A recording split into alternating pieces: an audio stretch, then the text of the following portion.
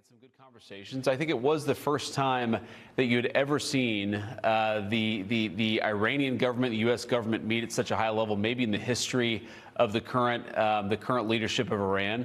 So that's, I think, a positive. And again, we did make some progress in the negotiation. The big question from here on out is whether the Iranians will have enough flexibility, whether the Iranians will accept the critical things that we need to see in order for things to get done.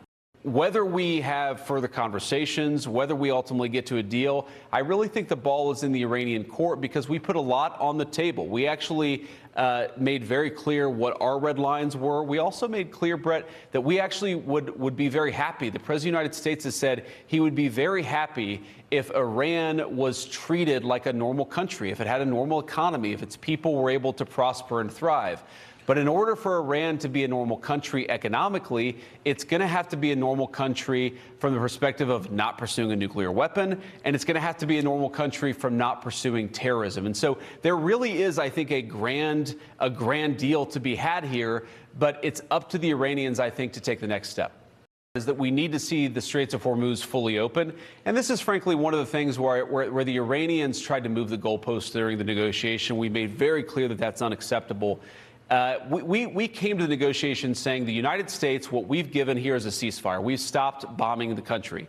What we expect the Iranians to give up is a full reopening of the Straits of Hormuz. We have seen, as the president has said, some significant uptick in traffic coming through the Straits of Hormuz. That's good for the global economy.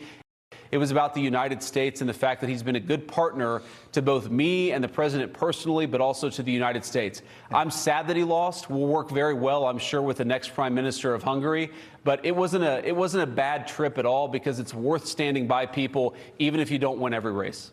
They basically threatened any ship that's moving through the Straits of Hormuz.